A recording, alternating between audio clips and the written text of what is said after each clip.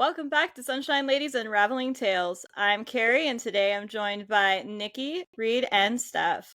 Today we are thrilled to welcome the brilliant author L.J. Andrews. Thank you so much for joining us today. We are so excited to have you. Thank you for having me. So to kick things off, for those that don't know you yet, could you tell us a little bit about yourself? How did you start writing? I've been writing since I was a kid, and I started seriously writing in about 2012, not 2012.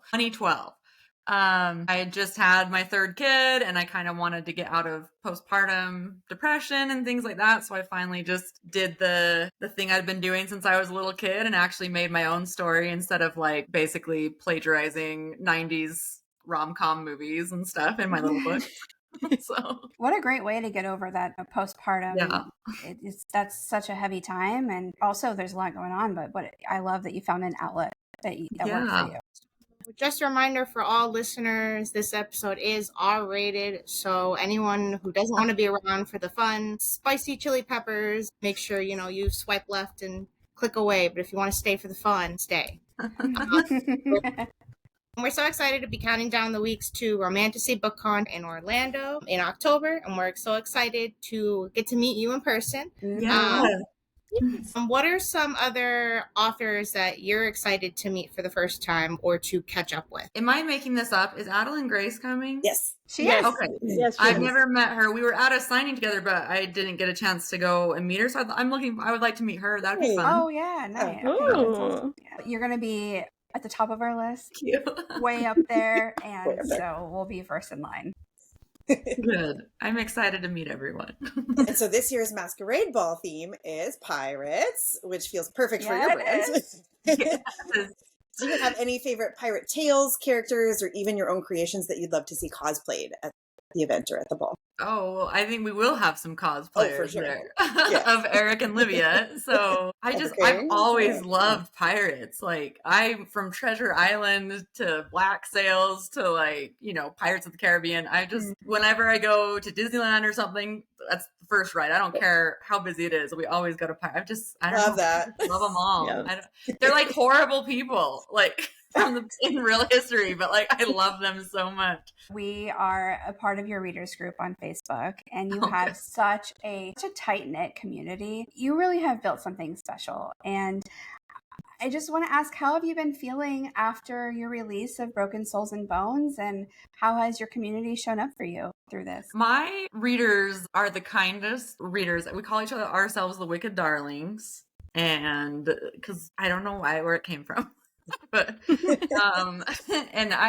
so Broken Souls and Bones is my first traditionally published book. It's my first book that I haven't put in Kindle Unlimited, and so I was really nervous that they're like, well, we're not gonna buy it. No, they did. Mm-hmm. People went hunting Barnes and Nobles, Books a Millions. They went everywhere. I had one reader, because in one Barnes and Noble, I guess it was placed very strangely. And she sat the workers down and told them how to place my book.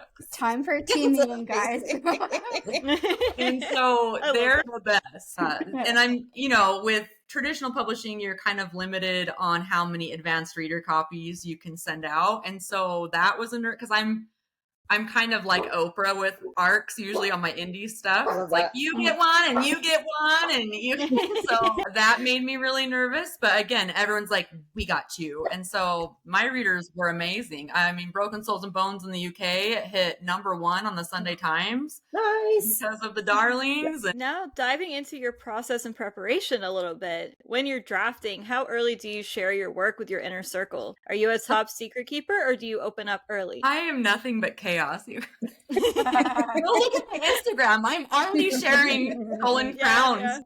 Yeah, you are. I cannot keep things in for the life of me. And I thought, I'm sure I drive the publishers nuts because I'm like, what? Yeah, I have to share these. Say something. So, I am just pure chaos. That could be a really great part of your process, and sometimes publishers might have a problem with that, but if that is, it's engaging and it's exciting. For sure. It's my brain. I have to get it out. I'm the same way. Yeah. Same, yeah. Well, and it kind of, honestly, it was my indie process is I would tease ideas even before I wrote scenes. I would tease ideas and test it against like reader reaction. And if it got a really good response, I'd be like, yeah, and it's going in the book. There we go. Yeah. So like even the bone jewelry in Everking, I did a video on TikTok to tease it. I'm like, is this going to go too far? And when people were like, blah, I'm like, and he's officially making bone jewelry. Okay. And so I like with Stolen Crown, it's different with traditional now that the Everseas went traditional because you write it so far in advance. And so I'm like, I'm sorry, I have to share things because I'm like, I have to make sure we're on the right track here. Yeah, that's definitely a new age tactic. I think it's really smart for you as an author and for us as readers. It's a win-win. Yeah. I feel like those are like my favorite author groups to be a part of, those chats. There's one I'm part of for Ruth Stilling. Like, I'm obsessed with her books. And she's always like, I can't keep my mouth shut. And all her PAs are like, no, don't share the secrets. And it makes the chat like so fun and chaotic. Mm-hmm. Oh, welcome. Yeah. It's just some people are so good at it.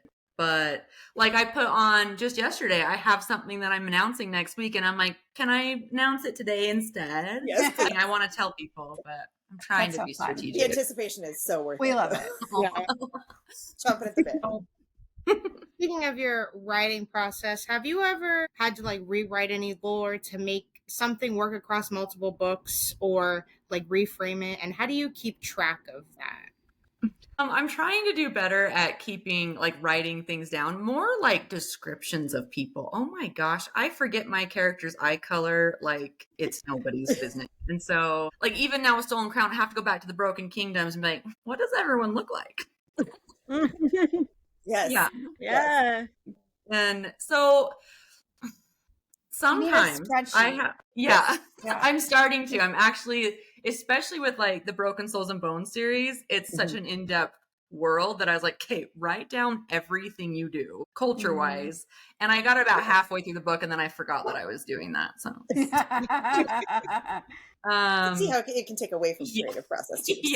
So, and so then I'll have to go back and read and I forget little details that I've put in. So I just try to keep up with it and like track, especially culture for some reason. I don't ever want to forget cultural aspects of my world because that just, it really can pull people out if you're like, wait a second, like they did that in that book. And so I'm trying to do better at tracking, but I will say sometimes when I finish a book and I don't know exactly how the next book is going to go, I've really not liked that I've done certain things because then I'm like, well, now I have to stick with that because I already wrote it. It could help to get you out of a writing slump if maybe you are going back into that spreadsheet of details and lore, and it just might spark something new.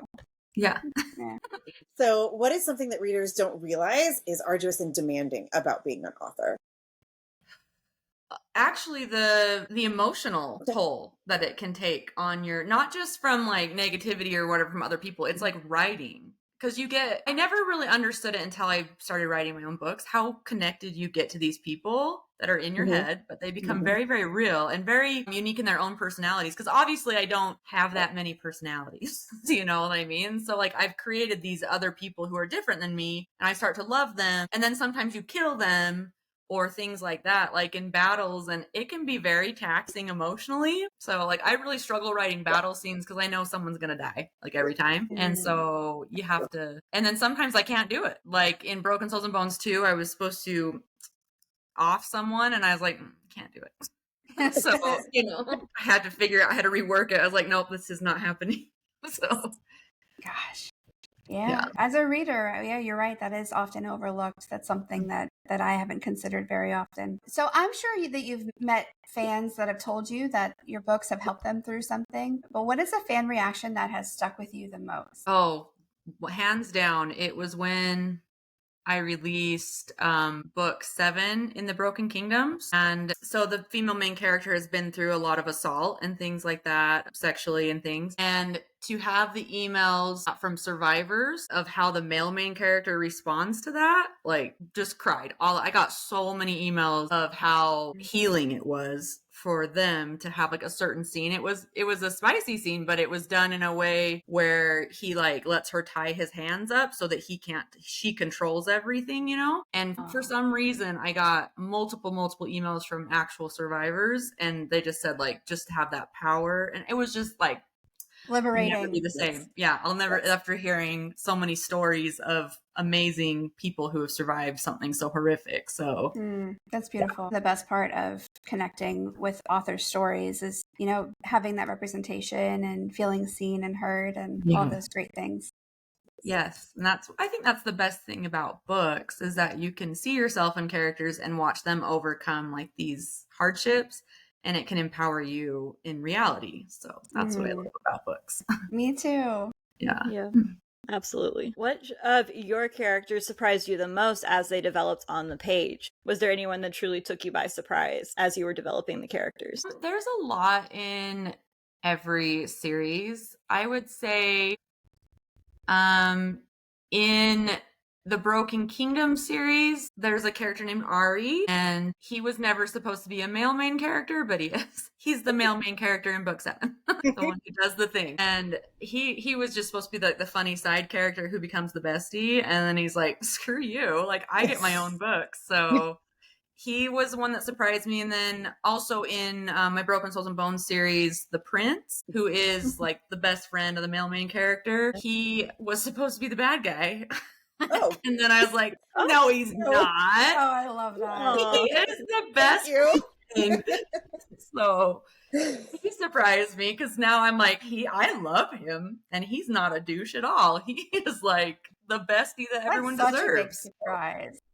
It was. I had to rework the whole ending. Yes. I like that you said you had to rework that, and that was the next part of my question. I said you have to actually rework anything because of your changes. Did they like organically like just happen, and you were just like, oh yeah, this is where it's going now, to make it fit what you decided? Well, yeah, in that series specifically, it was very close to the beginning. It was like the first scene I wrote with the Prince. I was like, no.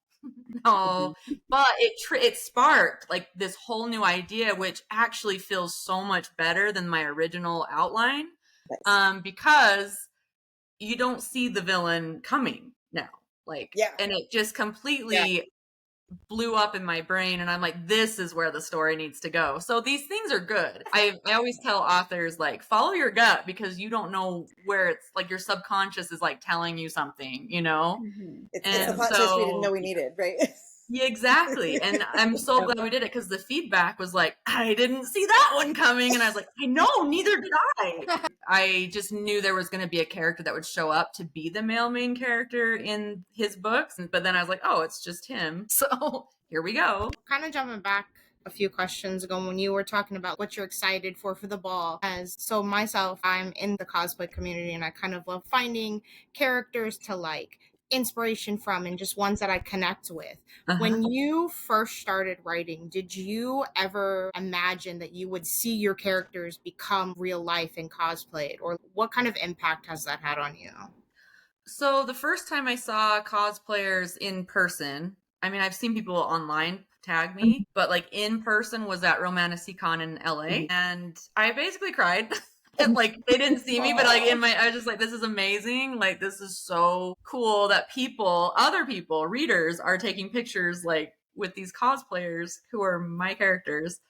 And it was pretty amazing. I have these old goals when I first started writing, and my goal was character art, because I thought you couldn't commission your own. I have since done that a lot. So I just wanted someone to draw my characters. Yeah, I have a problem with commissioning, but that was the goal, was to get people to draw it. It must be surreal just seeing it come to life. And the stories are one thing, and then the actual visuals of the characters, it's a whole other world of just kind of embodying that storyline. It's so fun. It is time for our bookish FMK game, Author Edition. So for any first-time listeners, F is for the fleeting fling, M is for the long haul, and K is for the one you yeet into the void. So answer rapid fire or linger on the tough calls. You can pull from any of your books. So who would you fuck, marry, kill? I've been asked this before. So many to choose from. Eric Bloodsinger, probably, for the first one. And Let's see. Either Case Erickson, so he's in the Broken Kingdoms, or Jonas Erickson for the second. And then, can I do a villain for the kill? Because they're the only ones that I would do. Yeah. So I have to do either Davarin, who is my villain in Broken Kingdoms, because he's horrible. He's the worst. He's very good looking, though. He's horrible. Let's talk romance.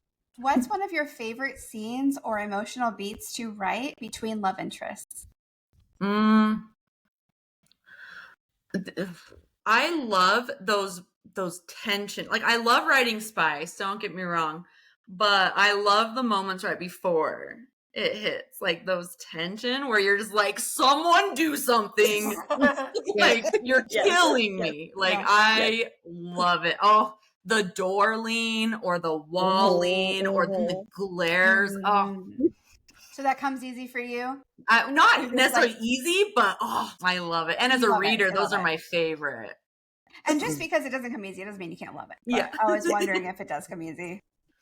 Yeah, I don't know. It came easier actually in Broken Souls and Bones because he doesn't speak verbally, so he has to get close to her to talk with his sign language. And so they just naturally were happening all over. Like, he was touching her all over the place. So yes, the tap. Oh, delicious. All right, so now we're going to play another game of Fantasy Rescue. You need saving from a dragon. Which of your MMCs is rushing in to rescue you, and who's 100% trying to flirt with the dragon instead? Let's see. Okay, so Eric would rescue, Rourke would rescue, which is they're from Everseas and the Broken Souls and Bones, and then Ari would be flirting with everybody. Oh, he would be like, he'd be like the peacock. He's like, am I pretty? Do I look good? And then Jonas Erickson would be flirting like crazy too. He would be all over the place. Like, it's always those side fun characters that are always like the goofballs of the group, and they're like, I'm gonna go save you, but I'm gonna do it in a funny way, you know? And I like, honestly, those end up being some of my favorite characters, is those side characters that you don't really see all the time, because they just stealers. Yeah. I always say they're like the characters that will kill you, but like they'll laugh as they do it. Like, they're just like, or like they're cracking jokes as they go about. So your most recent book is The Broken Souls and Bones, book 1 in the Stonegate series, and the hook line for this one is, together they'll restore a divided kingdom or burn it down. If you could rewrite this line now, knowing, you know, how it's been or what the story was, with no pressure at all, no pressure, what would this new line be, or how would you like capture this book? What is it, you know? Let's see. I would change just a few. I'd be like, she'll restore a divided kingdom, and if anyone bugs her, he'll burn it down. So, like, that's what I would. That's like, I can see that. So, I love it. that was not good. Give me 2 days and I can write a line. Like, I tell you what, those hook lines are the worst. So we know we're gearing up for the Everking re-release in August. Yay! So now with bonus content and a shiny new traditional publishing milestone, congratulations. For anyone new to the world, here's your vibe directly from your website. All right.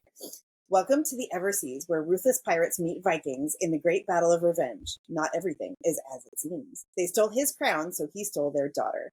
The Everking will follow the second generation of the Broken Kingdoms. She's innocent, he's vicious. He will take back what he lost, no matter the price, unless she steals his heart first. The Everking can be read before the Broken Kingdoms. However, there will be some character crossover from the Broken Kingdoms. So what is the line or scene you were most proud of from this or any of your work? Okay, so Everking has a lot of quotable lines that I love. So one of my favorite that just sets the tone, I think, is Eric sees Livia for the first time in like 10 years or whatever when he's trying to sneak back in. And that is not a spoiler, that happens at the beginning. Anyway, and he says, such a beautiful little bird. What a pity her serpent has come to ruin her. Because he's like, it's like just this obsession, like right away. And he's just so grumbly. And he's like, you're mine now. Change of plans. And so it just, for me, that one line, it's like one of the most highlighted lines, I guess. So I guess it resonates because it just, for me, it just was his moment to be like, this is who I am. And I'm a little twisted. So what is next for you? And can you share any teasers for what's coming soon? So Like I said, I'm almost getting ready to turn in Stolen Crown, which is book 4 in the Everseas. It was super duper delayed by like 2 years by the time it releases. So I'm really excited to get those characters out. I think people will absolutely, hopefully fall in love with them, Tate and Mara, but also Eric again. I'm kind of revealing like a backstory situation that Eric's been doing the whole time. Interesting. And I think they will like it. I'm working on the copy edits, so it's written in book 2 in Broken Souls and Bones, the next one, and it will conclude Rourke and Lyra's story. So I'm so excited for people to get the ending, and I hope your head spins again with like these things that are thrown in, these little reveals.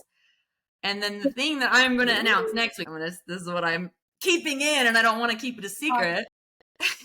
Is I get to write, it's going to be indie, but it's a novella that the publishers approved and all that stuff. So like January, I'm going to be releasing a full like novella of the Everseas. So it's like what's going on before the war. And it will go like from Eric as a kid to after the war with the Earth Fae or whatever. And then I also am doing the backstory of Broken Souls and Bones. So it's like how Rourke lost his voice and all this stuff. And you can see that. And so I'm so excited. And so that is incredible. Yes. So it's going to be in KU. So it's just an indie release, but like the publisher approved it so that we can, because those are 2026 releases. So I want to start off the year with these like intense novellas. So I'm going to be doing art tours. It's going to be so excited. Yay! So thank you for sharing that. And of course, it will be 3 weeks after. I'm going to announce it next week. So I'm excited to have an indie release. I haven't done it for a bit, and I miss it. I love indie authoring. So I'm excited. All right. Before we wrap up the episode, we're going to do one more game. This or That, Author Edition. Cliffside Castle or Hidden Underwater City? Honestly, Cliffside. Give me the forest and stuff. It has to have trees, though. Fair. Make readers cry or make readers blush? I want them to blush and then right after tear their heart out. So both. Okay. Why choose? You know what I mean? Yeah. Yep. He falls first or she breaks his emotional walls?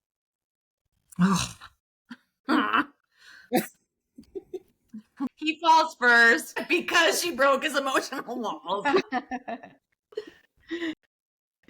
Broody or boastful MMC? Oh, I am definitely more well, I love a cocky jerk, like, in a way, like, but I also love when they're just growly, but, like, they're also Eric. With her, have you noticed that, like, the morally gray, they're mean to everyone, but then, like, with her, they're just like, I'm the best. Like, look at me. Like, they kind of turn into, don't you think I'm hot? Type situation. So I kind of love that, where they're super morally gray and, like, unapproachable, but when she goes around, he's like, do you like me? Like, do you like what I look like? And... Character driven or plot driven? I think it depends on, but I tend to love characters, so I tend to be more the character driven side, but I do love a solid plot where you're just locked in the world too, so that's awesome. Of course, I mean, you definitely have to love a good plot, but if you had to choose, which one propels you more, or which one you're more driven to first? Probably characters. I really love to relate to the characters in books. Like, I love to find things that I can understand with them and, like, go through. Like I said, I think books heal people sometimes, so I like to see how they handle things. So. Hey, writing collab or writing alone? Alone. I don't know. Props to everyone who has a co-writer. I don't know how you do it. Plot twist betrayal or fake death in return? Oh, plot twist betrayal. Don't mess with me and my death. I know, yeah. Put me through it. I'm gonna be... Yeah, seriously. Yep. That one's the easiest one so far. Dragon or Kraken? Kraken. Oh. Probably dragon. Dragon. Maybe. Unless you're in the Everseas, then no. Fast and hot or slow burn? I like slow burns within reason. Very. Within reason. Yes. I agree. Yeah. How long is too long for a Yeah, slow I mean, if burn? we're talking 5 books and they haven't done anything but brush pinkies, like give me something. I feel like we just had this conversation between us like the other day. Yeah. We were talking about like slow burns, and I was like, I like a slow burn. Like, Yeah. not to name names, but Penco, I love you, and I love you.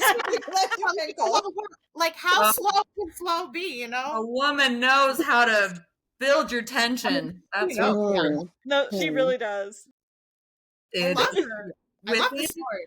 Yeah. I read a book and I loved the series, but it took 4 books to kiss. Oh, And I was like, I love them so much, but Give me but half the once book. they kissed, it was like everything from there. And I was like, Well, that takes the cake.